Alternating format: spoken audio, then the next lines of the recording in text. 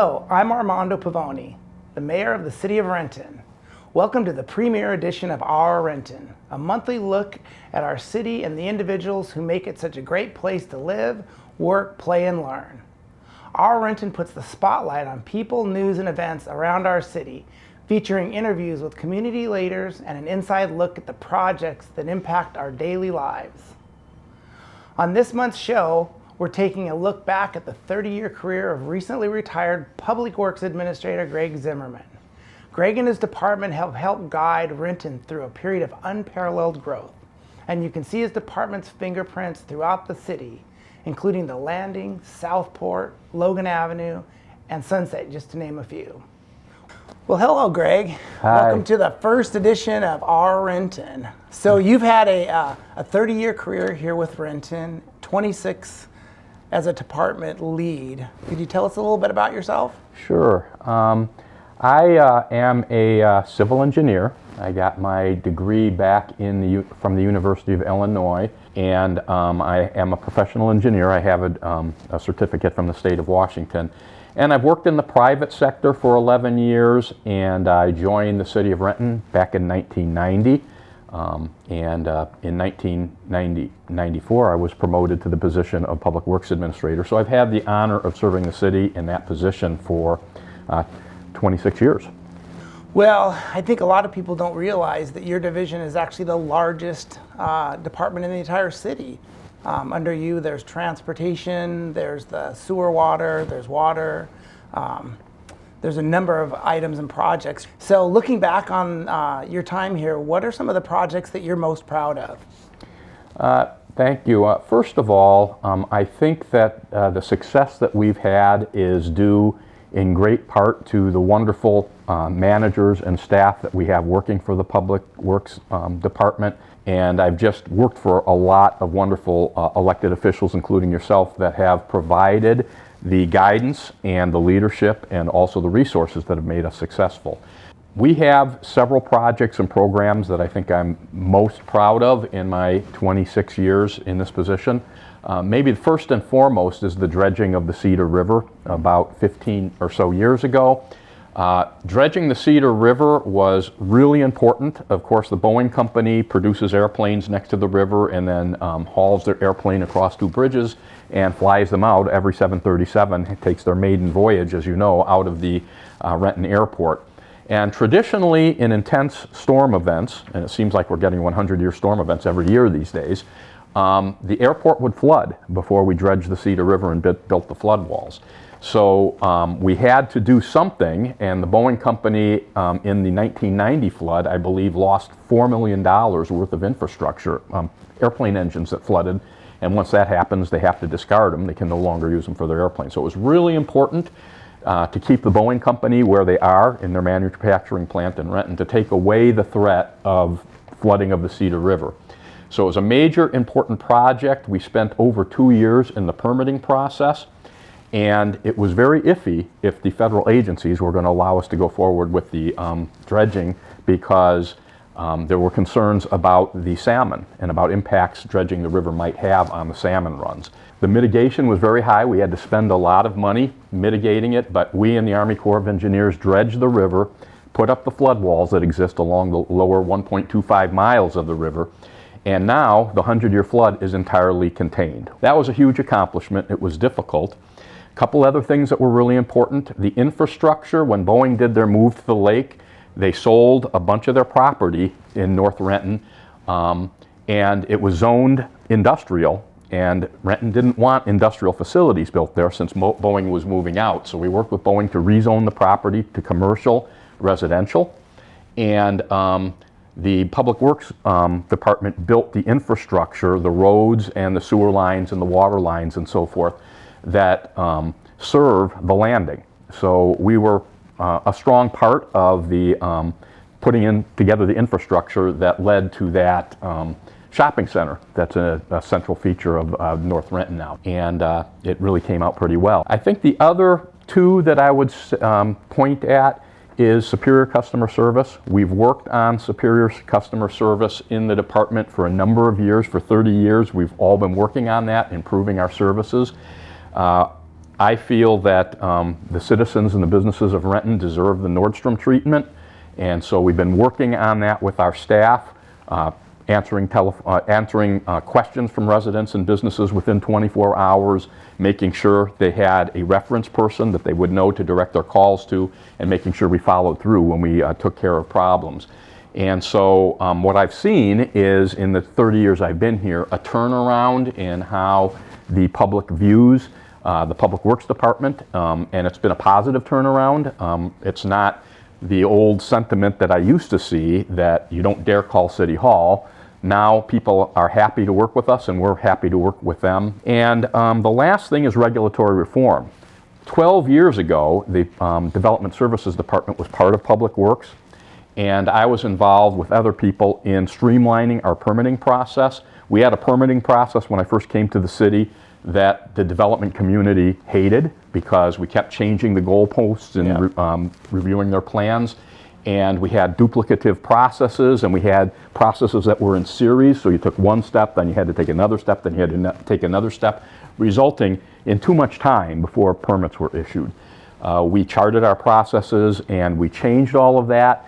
As a matter of fact, then Governor Locke had a regulatory reform task force, and Renton was actually written up as a model community for regulatory reform. So I'm pretty proud of that. It helped bring businesses into Renton and help with the redevelopment of Renton over the years. So those were probably the four things. So during your tenure, we've had some very interesting projects. I know we were one of the first, or actually the first city to implement the automated water meters. Right. And we were on the cutting edge in terms of LED. And I know these help impact our residents' lives. Could you talk a little bit about that, about your thinking in terms of the strategy behind those things?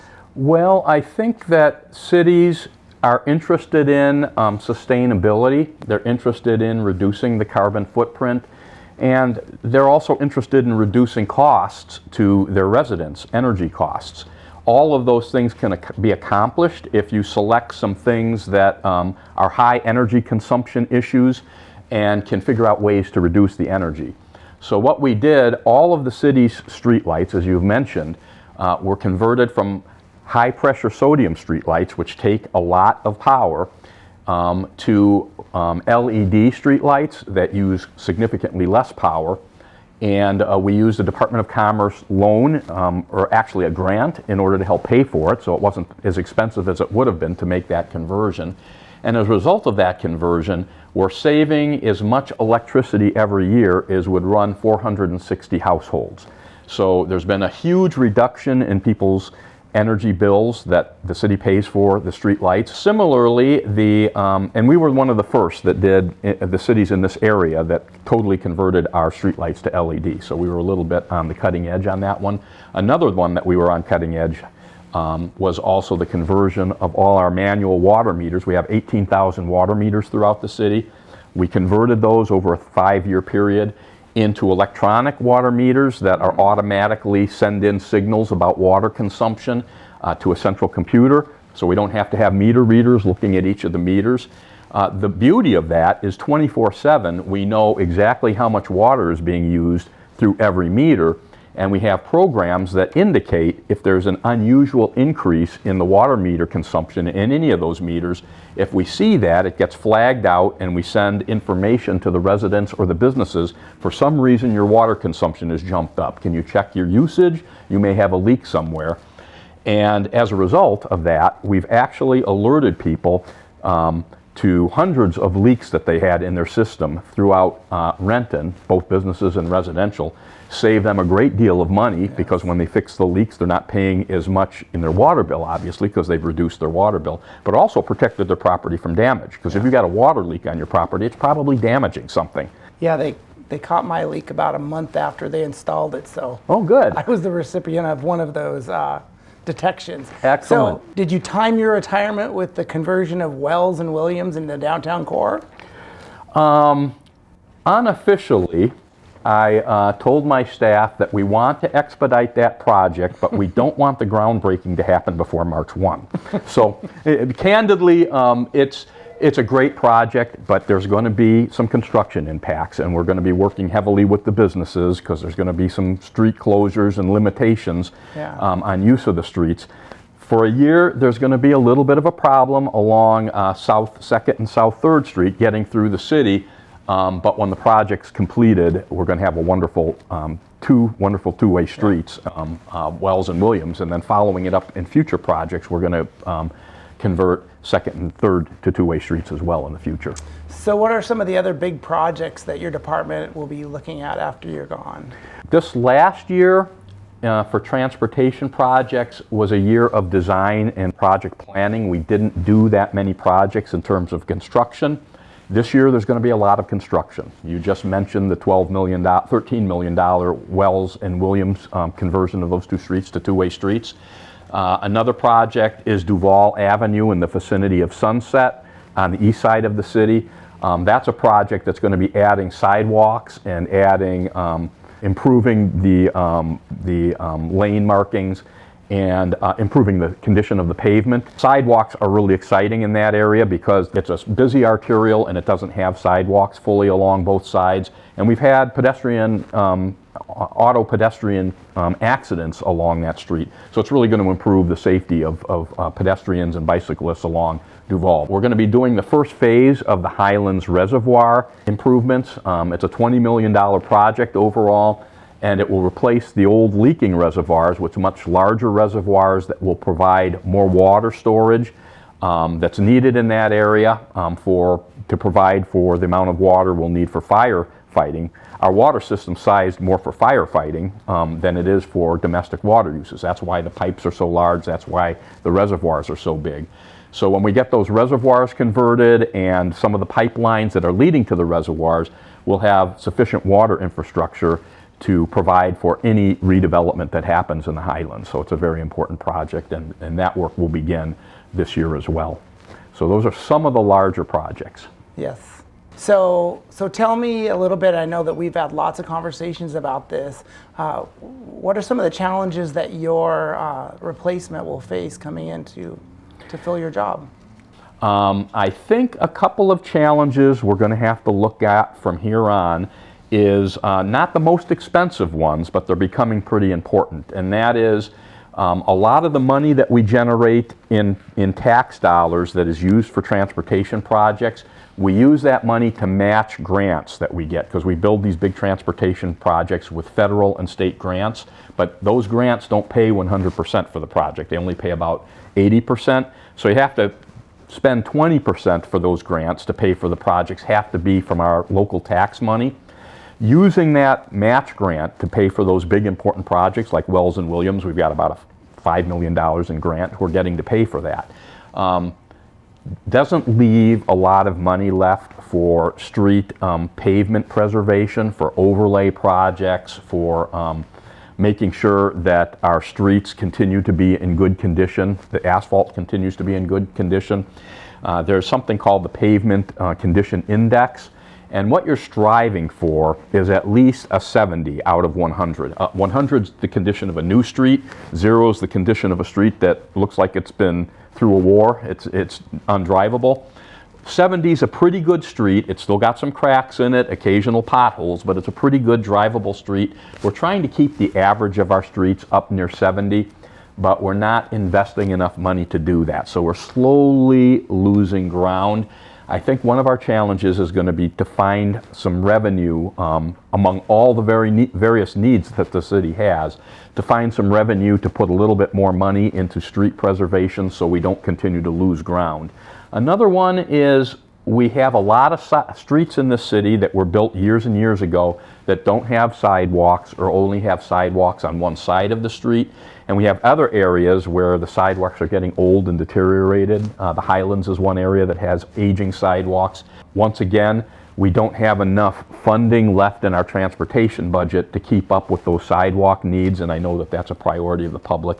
So I think we're going to have to look at how we can establish a larger funding source to keep up with the sidewalk demands in the city. So you're actually the perfect interviewer, especially for my first for my first production here. You're never a loss for words. I'll have to say that I think that your department is the unsung heroes of the city. And, Well, thank you. Your fingerprints and the impact that you've made on this community, people will never truly understand. And for the staff here and for the residents at home, I want to thank you for all of your hard work, and hope you have a great relaxation and put on a grass hat and sit back in the lawn chair and enjoy life. So, Well, thank you so much. It's been an honor to serve. I really think that that Renton is riding a wave right now, and I think that things are getting better and better, and I think things are going to be very good under your administration. So that part I miss. I miss being part of that. Yeah. Well, thank you very much. Thank you, sir. All right. Bye.